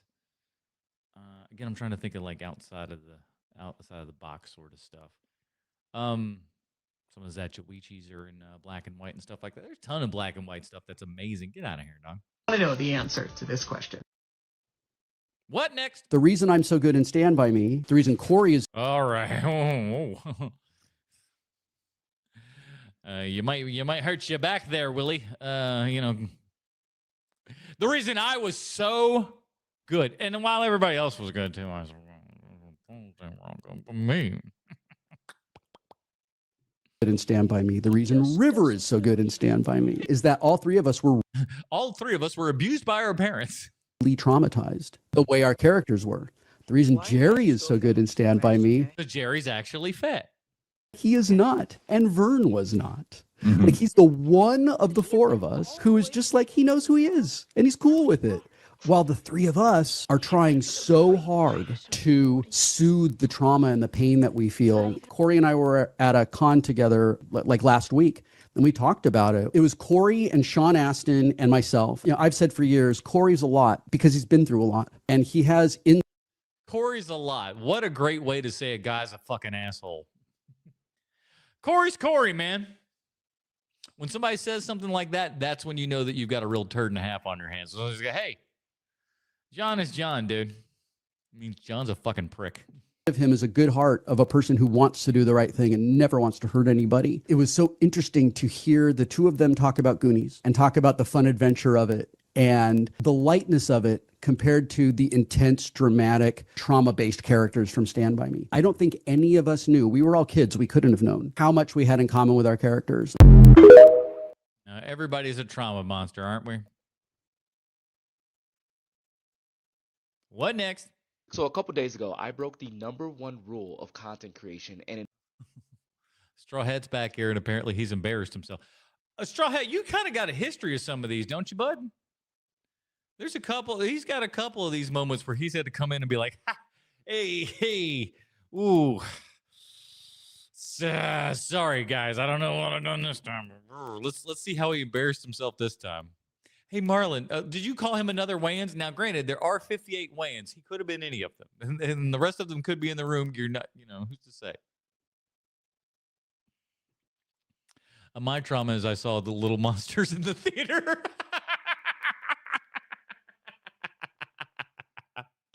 Oh, man. When people described that movie to me when I was a kid, I was frightened, brother. I was just like, this is the scariest shit I've ever heard of my entire life. And then when I saw the trailer, again, I was a scaredy cat kid, and I was like, oh, no, not for me, my friends. embarrassed myself in front of the Marlon Wayans as a result. Here's a story time. I called him Keenan. I was in Jersey doing some promo work for the movie Him, and I was with the stars Tyreek Withers and Marlon Wayans. And the concept that I had was to use the Creed edit. You guys have probably heard the Creed edits. It sounds a lot like this. Get a VIP pass next to your pop talking to me like this. What's your name? Creed! And the resulting video actually came out pretty good. It looked like this. Get a VIP pass next to your pop talking to me like this. What's your name? Creed! But here's... This is an athletic man, and he's throwing punches like that. I ain't never thought I'd say this. I whooped that dude's ass. If that's how he throws punches, I'm not even a fighter. I'm not somebody that likes to fight or nothing like that, but I can whoop that dude's ass. I can tell you that right now. Just by the way he'd be throwing them punches. I know he's throwing them for the camera and stuff like that. I get that. But, like, I beat that dude like pretty easily, I would say. Just about like, who swings like this? Who's doing this? What are you, Conor McGregor walking into the ring? He don't do that when he's fighting now. That was not supposed to be me in the video. It was supposed to be Marlon Wayans. What? Now, why wasn't it Marlon Wayans, you say? He didn't want to do your dumbass idea? Listen to this. So for about 30, maybe 40 minutes, I was directing Tyreek and Marlon and doing this thing. And it was coming out. Oh, no. Oh, no. He basically gave Marlon a line, or like the equivalent of a line reading. He went in and was like, no, you got to do it like this. They filmed it, and he was like, that's the one you got. Betcha. Really good. It was coming out really good. But here's the thing, y'all. We know that Marlon Wayans is a little bit older than a lot of us. Like, TikTok's not really his whole thing. He doesn't do the lip syncs. He doesn't get the sounds. You have to kind of coach him into doing all these things. This is how you're coming at it? He's an old? Okay. I mean, the man been acting in shit since before you were fucking alive, but okay. But the big thing is that this man is really busy, right? He had 2 shows to go to after this HBCU game that we were at. And so he was really like, yo, we got to go. Yeah, and you're dicking around with him to do some retarded TikTok dance, essentially. I mean, that's essentially what we're doing, you know? But he's also struggling with the lip syncs. He's struggling with remembering all the lines. Because it's not his fucking job to do this. He hasn't sat there and listened to this thing over and over like you have and committed it to memory. Oh, bro, this is bad. Struggling with my count because admittedly I kept saying like on 3 and then I would say on 2. It was a big mess. Oh, even he admits his directing was terrible. The tension was being felt, all right? But bless his heart, this man really was into it. He was trying to make it happen. And the whole time, me and Tyreek was saying, yo, bro, this is going to go viral. It's looking real good. We keep showing him the playback. How'd that work out? Bro, it's going to look good. Well, this is the only thing keeping him going. The thought that this is going to come out amazing. Because admittedly, it was looking very amazing. We get to the last 2 shots where all we need to show is him getting beat up and Tyreek saying Creed, right? I get Marlon Wayans on the ground. He's on the ground, y'all. And I stomped on his crotch. It was really mean, but I thought it was funny at the time. My phone died. This video is the moment we found out my phone died. Tyreek looked at me like, ooh, you in trouble. Marlon Wayans was looking at me just like, oh my God, he was still on the ground when he found out. Ah! How you feel? Should you have not done that? Thought about sticking around for like 15 seconds, but his guy said he had to go. He had 2 shows to do that night, so all of that footage was lost. All of it. He was still nice about it. He wished he could have stayed. But how is it all lost? I don't think. Cap? The last stuff that you had would still be there. Maybe not the last shot that you had. You could probably get someone else's phone, do that last shot, and then airdrop that last video to yourself, edit it all together. This is what happens when you're a TikToker, not a filmmaker. Sorry. Tyreek ended up just finishing the video ourselves. That's all we could do. And it came out great, but what could have been? Moral of the story. Make sure that you don't put something unrehearsed in front of somebody who is used to looking at things ahead of time and figuring out how things work. Maybe don't just be springing shit on people. Yeah, that's a smart idea. Damn phone is charged. Oh, that's the lesson you chose. The lesson that you learned was to have your phone charged, not don't rope in celebrities to stupid shit. Okay, well. I can only watch 6 horror movies for the rest of my life. Let's see how this plays out. I already have my first answer.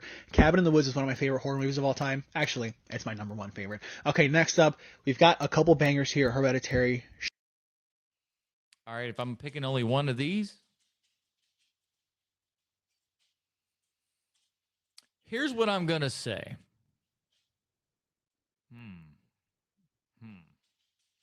It's not Audition. I wouldn't pick Audition out of this group. I don't think I'd pick The Shining. Hereditary is like probably the best movie there, but is it the movie that you want to watch a whole bunch? I don't know that that's true. I like Saw well enough, but I think for repeat watchings and stuff, maybe I'm going to go Candyman out of this group. Candyman, Audition, Saw. But listen, I'm a sucker for Saw, and that twist ending always gets me. All right, listen, I like that. Love it. Okay, Final Destination. Nope, Final Destination, Midsummer, or what's the other one? Can't fucking see it. Pet Cemetery. Oh, Pet Cemetery can go away. Of all these, if I'm only keeping them, we're going Final Destination. Midsummer, Pet. I like Ari Aster. Don't get me wrong, but like if you're like, hey, would you like to watch Ari Aster films for the rest of your life? Listen, do I want to die faster? Cemetery and Nope.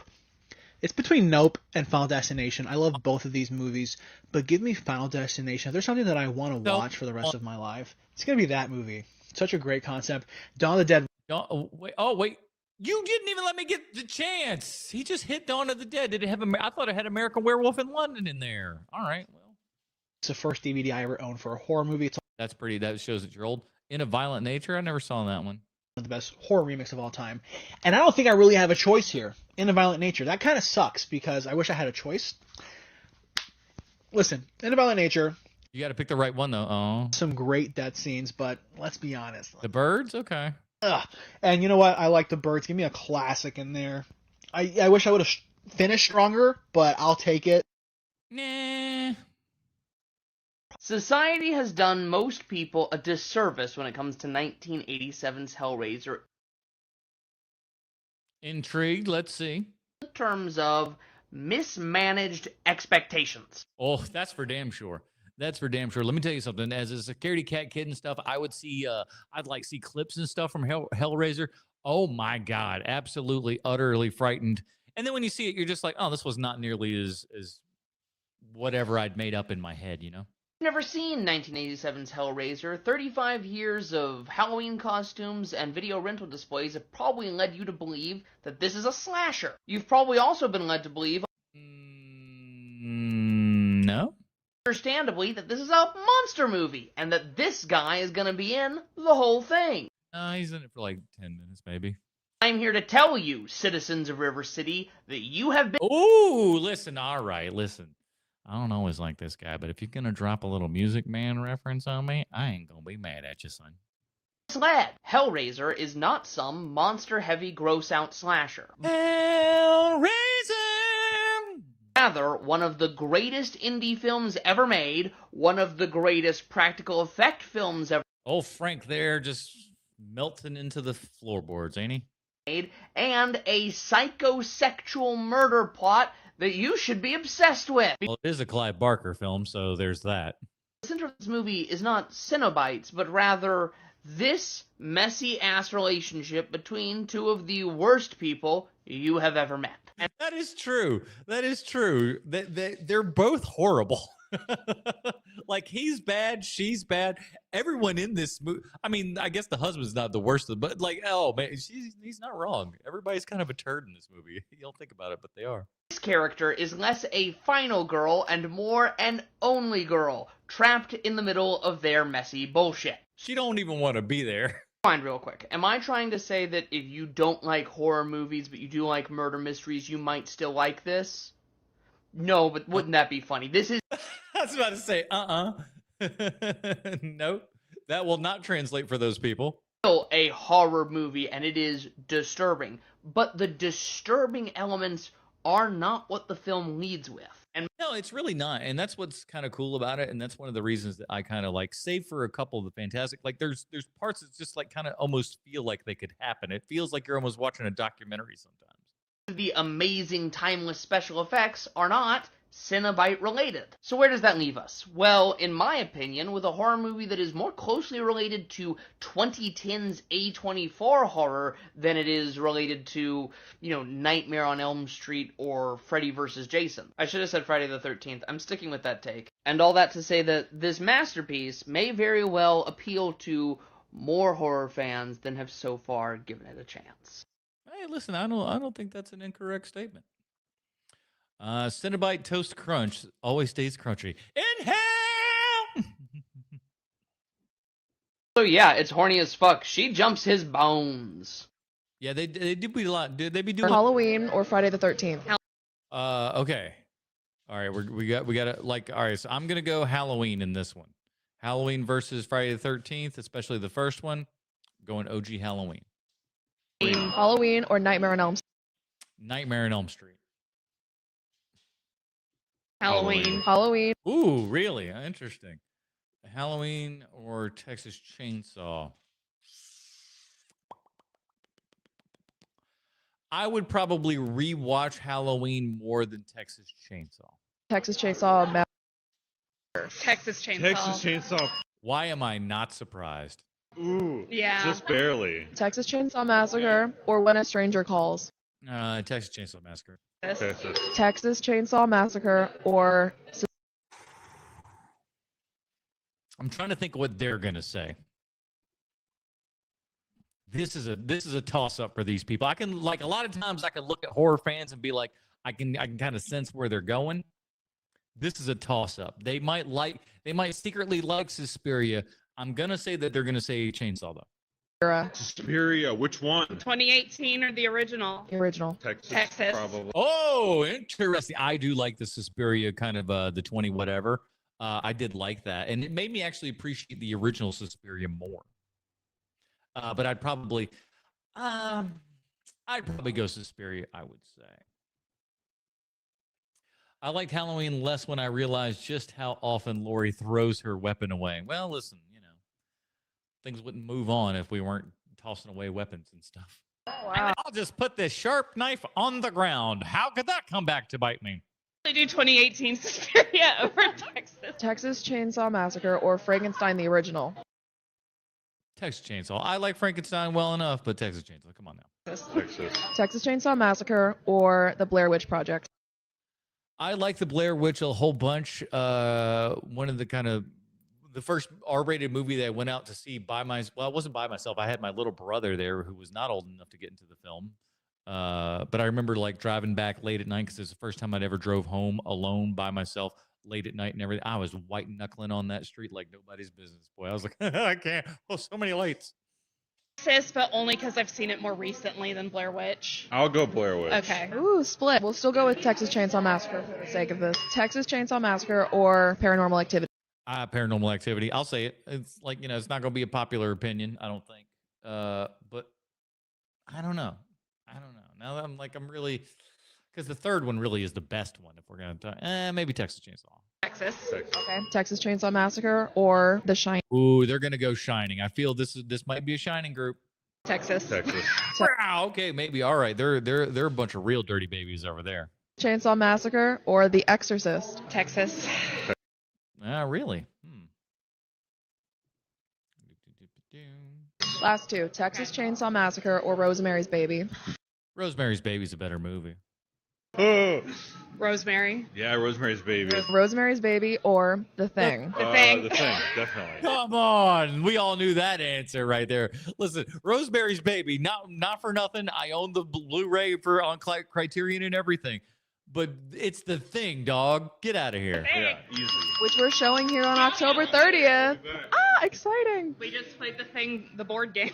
Let's all go to the lobby to get ourselves a treat. Got spooky there at the end, didn't it? There's a movie out there that you can only watch if you have the director's permission. Mike He is the director of 12 Kilometers, and he will only let you watch his film if you slide into his DMs on Instagram and message him your top 3 favorite horror movies, and if he agrees with you, he'll send you the link to watch his film. Does anyone think I should do this? I don't know if this guy's still doing this thing, because I think this video might be a little old. What do you think? Should I do that? Says that viewers become more invested in his film this way because they feel like they've earned it. So what do you think? Is this pretentious or genius? I kind of like it. I like the other dude. There was another cat. I think we covered it on TikTok Trash Tuesday, where he was just like, hey, my name is so-and-so, and I've made this movie and everything. And if you're seeing this right now, that means you pirated this movie. Well, we'd like to, we want to let you know that we put this out there for you to pirate. We put it in the highest quality possible and everything just for you, the pirater. And if you like this pirater, how about you throw a couple of bucks our way? Here's a link. And it was just like, I, downloaded this movie for free or whatever. And, this is a smart move, I thought. Who is the greatest horror movie director of all time? All right, I'm going to let the chat kind of weigh in on this one. Best horror director of all time. It's a difficult one because there's a lot of great directors out there that have done great horror films, but they've also done other films and stuff as well. Does that take away from their horrorness and everything? Because I know a lot of people be like, oh, Hitchcock, one of the best horror directors of all time, but the majority of his films weren't really considered horror films. John Carpenter, sure, a couple of those, but then there's plenty of non kind of horror films. I mean, even Eli Roth, who was the guy who came in and said, listen, I do not mind being a horror director. I want to be a horror director as long as I can. Even that guy branched out and did, children's films and that Borderlands movie that nobody watched. So, it's difficult to point to a singular person and be like, that is the kind of, that's the guy of horror. I don't know that guy exists. Let's see what Jeff has to say. You might jump right to John Carpenter, and it's hard for me to disagree. Halloween. We got Halloween. What else? Okay, So influential. Prince of Darkness. They Live. In the Mouth of Madness. I don't know that They Live would quite be horror. Maybe a sci-fi dystopia, perhaps. In the Mouth of Madness is, though, for sure. I mean, incredible. You could talk about. That's a good listen. That's a good little five runner right there.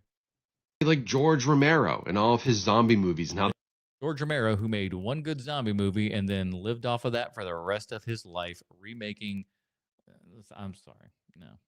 Alex says John Carpenter. He's on the boat with John Carpenter there.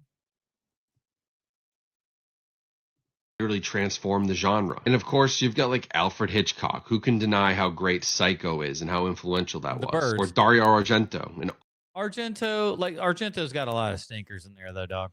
Of those films that he came out with, I mean, some of the most influential movies, especially on filmmakers of today. But above And some of those movies are just straight garbage, though. Let's be frank with ourselves. Else, when I think about the horror genre, I have to go with Wes Craven as the greatest horror movie director simply for his impact and the way he was able to adjust to each different decade.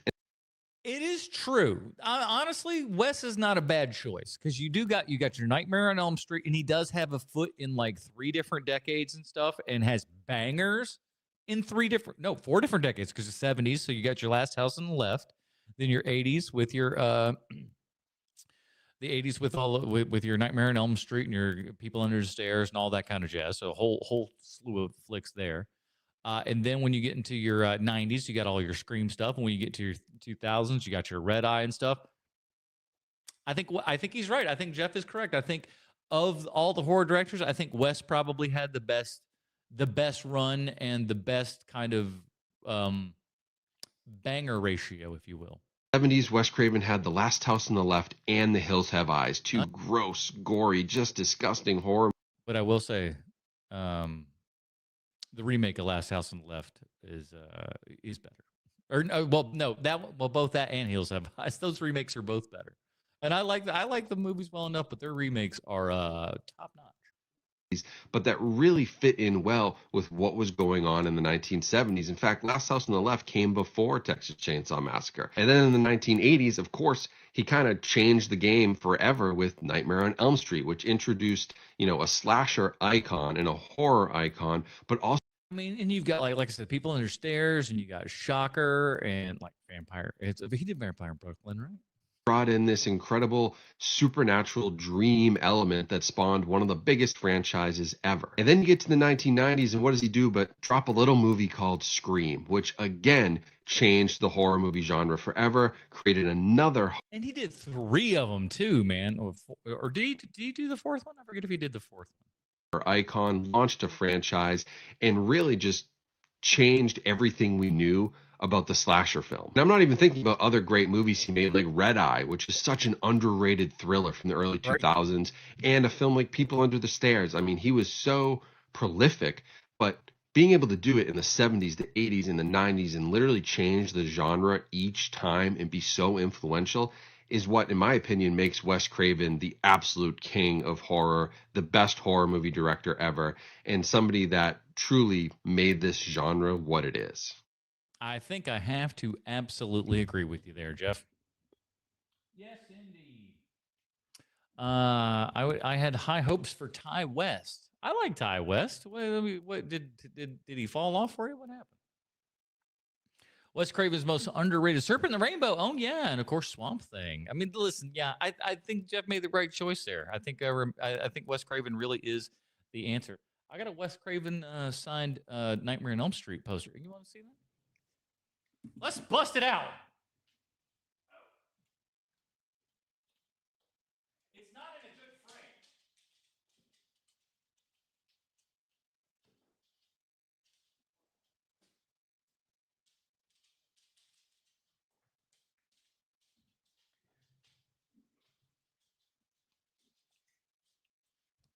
It's not in the best of frames, but I've got this Nightmare on Elm Street poster signed by Wes Craven and Robert Englund, and I want to get it signed by Heather Langenkamp as well.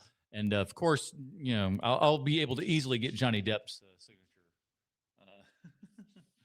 Real easy. I need a good proper frame for that. I think she's coming to one of these like Mad Monster things. So like she's always at those deals. I need to get that.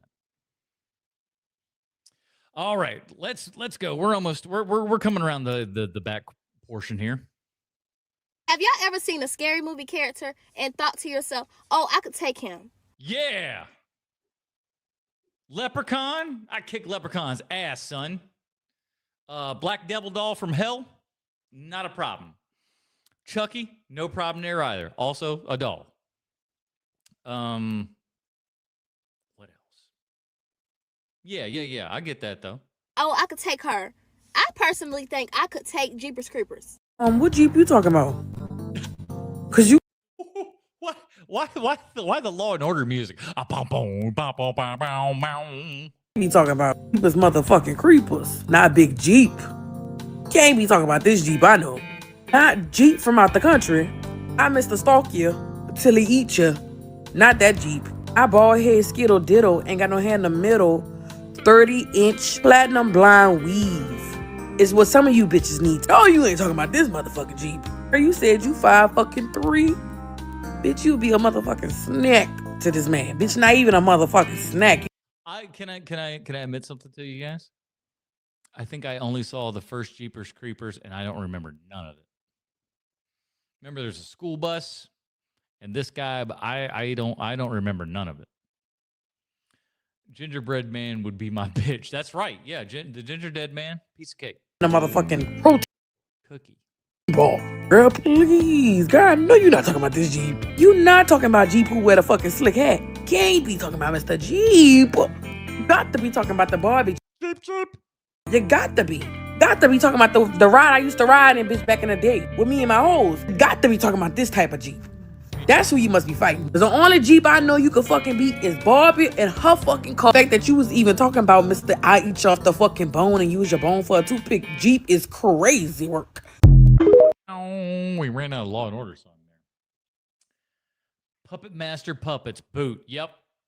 Any of those, like, oh, he's a Nazi. Who gives a shit? Boot. He gone. He gone.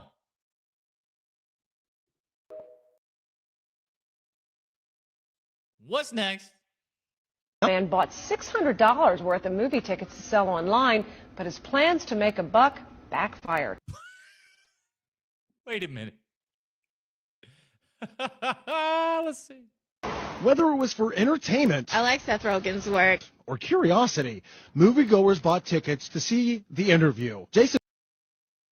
How old is this fucking story? The Interview?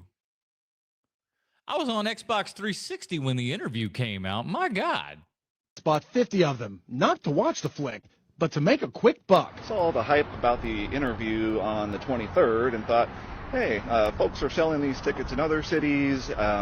Seems like that's the thing to do right now, and why not give it a shot just to see how it goes? It didn't go over very well. The movie was released online, so the demand for Yeah, that's what I remember, because I remember like literally getting it on Xbox 360. That's hilarious. tickets dropped. Once Jason realized that the investment wasn't what he thought it would be, He tried to get him refunded. What a dipshit.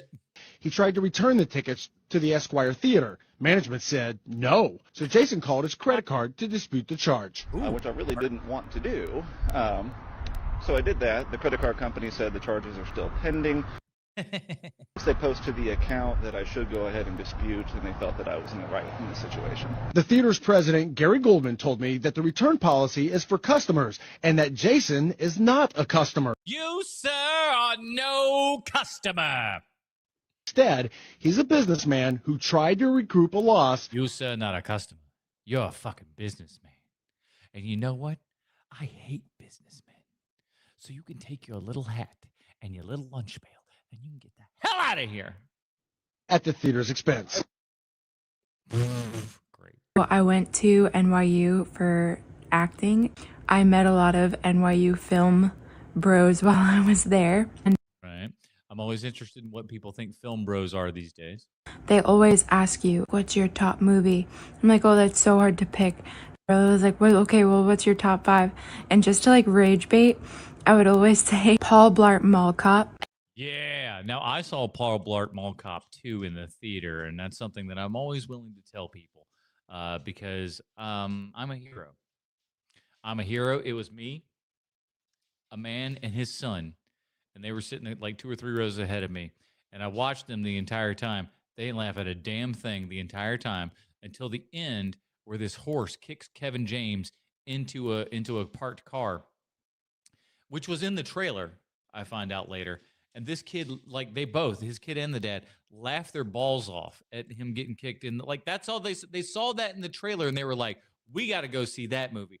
And they didn't laugh at nothing until he got kicked into the side of that thing, which was at the end of the whole movie. Then they decided to laugh. I wonder if they thought it was a great time all in all, just on account of like they kept that horse kicking bit till the end. Clue, Interstellar. First of all, Clue's a fucking amazing movie. If somebody said Clue is in your top 5 movies, how about good job on you? Great flick. And then they would wait for the 5th one, and I would be like, that's it. And Interstellar's good, though. No, wait, what's your fifth one? Because Interstellar kind of redeems my list a little bit.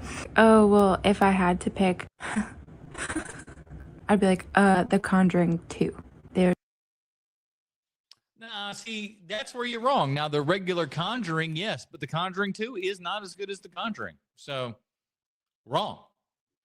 just like not know how to respond. Conversation almost over. I would. I'd be like, you're wrong. Conjuring 1's way better than Conjuring 2. What kind of ganja are you on, lady? And I would be like, oh, but have you ever seen Network? They'd be like, no. And Whoa! First of all, they're film bros and they haven't seen Network. Guess what? Film bro car, yoink, taken away, my friend. That movie kicks ass. I would like try to reference it. I'm angry and I can't take it anymore. See, you didn't even get it right. It's I'm mad as hell and I'm not going to take it anymore. I want you to get up out of your seats, walk up to your window, throw it open, reach your head out and say, I'm mad as hell and I'm not going to take it anymore. Conversation over. They would always be like, oh, watch Lighthouse. I like how the idea of film bros haven't seen anything past 15 years. There's no movies that are older than 15 years old if you're a modern day film bro. All right, here we go. I can't believe I'm about to say this, but Netflix have just dropped a good horror film. I don't believe you. Let's see what he's got to say. Not just a good horror film, a bloody excellent horror film. All right, now you're selling a lot of it. Oh boy. One that might be in my top 5 favorite films this whole year. My name's Ricky. I love horror movies. Ricky. And this is It's What's Inside. That's a tongue twister. And that's Guts. The movie was directed by Greg Jardin and centers around a group Ooh, I like that 103-minute runtime. That ain't bad. of friends who are getting together the day before one of their friends' wedding. So the group of friends have known each other for a really long time. They all went to college together. And because of that, they have a very complicated history, and their relationship as Everybody slept with each other. That's what I feel like he's saying. collective comes with a lot of baggage. In particular, there is this one guy called Forbes. Some shit went down in the past with Forbes, and nobody He made the top 500. seen him since. He's invited to this party, but nobody thinks he's going to turn up until he does. What movie is this? Is this House on Haunted Hill? That's when Forbes introduces this device that he's carrying with him. And that's as far as I'm going to go in regards to plot with it. It's made by Hitachi. So first off, I didn't think I was going to like this movie, because within the first kind of 20 minutes of this film, it was very hectic, it was very modern, and it had a lot of, tropes that I didn't like, text messages on screen, that kind of stuff. It's a very modern film. But I think the biggest testament to how this film, or why this film is so good, is by the story itself. The acting performances made me not care about any of that stuff. And they kind of get it out of the way at the beginning. It doesn't permeate throughout the entire film. But because of that first 20 minutes, I thought that this entire movie was going to be some kind of teen drama trash all the way through. But this movie proved me wrong. There are elements of the whole teen drama thing that runs through this, for sure. But this movie is really, really stylish. I love the cinematography in this movie. I love how artistic this movie is with its lighting. It's rare that we get a movie these days with really modern characters that is shot this way, that almost is a callback or is inspired to films from the past. There is one scene in particular in this movie which could have almost been taken out of A Clockwork Orange. And I'd also mention that if you like the show Black Mirror, you should really get on with this as well. It's an extremely... All I just heard was this is a 108-minute Black Mirror episode. That's what you just told me. convoluted story. You really do have to pay attention. It's on Netflix, though. Who wants to watch Netflix? So you do have to be dialed in. It's not a movie I think you can watch with distractions, because I don't think you'll quite grasp what's going on, because I was fully dialed in, fully invested, and I was still struggling to figure out what the fuck was happening in this film. but delightfully so. It was a joy to sit through this film and try and figure it out. And I will fully admit that I judged this movie too soon. This movie is asking us many questions about modern life, but the movie also delves into fundamental ideas about what it means to be human, what it means to be comfortable within your own skin. This idea of, if we lived for a day in somebody else's skin, would we want to go back or not? It's a movie about accepting and loving yourself for who you are. And it's a movie about complicated friendships and complicated relationships. I highly recommend you check this movie out. All right. So this, I think that was initially on this one. Let me see. Yeah, that was, hold on. I got one more video. Okay, I wanted to put it at the beginning, but for whatever reason, it just got cut out. Don't know what happened. But the legendary artist Drew Struzan, whose posters that you know throughout history and everything, just passed. He'd been sick for quite some time, and big follower on his Facebook page there and everything. So we kind of knew he was in lingering health for some time, and I think a lot of us kind of knew it was fairly around the corner and whatnot. But let's hear Jason talk a little bit about the man's life. Okay, I want you to stop and really take a look at this incredible piece of art. It's something you've seen before. It's the poster for the 1982 film The Thing. That poster was from the era when these were all painted by hand, and the same guy that did that poster did this iconic poster. His name was Drew Struzan, and he just passed away. He also did this poster. He used airbrushes to do the painting. And this incredible piece for Indiana Jones and the Temple of Doom. One of the best. And this poster for Blade Runner. And the reason that hand-painted movie poster art is so special to me is that even back then, nobody thought this was going to sell the movie. People were going to go see the Star Wars prequel regardless of what they put on the poster. These were not like the equivalent of YouTube thumbnails where they were optimized to grab your attention. And even back then, there were a lot of lazy. And the cool part about like this poster is like Drew did several different versions of it with each of the leads being the person at the top of the spire here and everything. Very, very cool. Where they would just throw the star's face on there. I always felt like having a master hand paint your poster like this was a sign that you just wanted something cool. Just for the sake of coolness. Work actually started drying up for Struzan decades ago when people started using computers to create these posters. But for example, George Lucas was big on demanding a hand-painted poster from Struzan. Again, I don't know if there's any business justification for it. I just think he wanted to work with the best.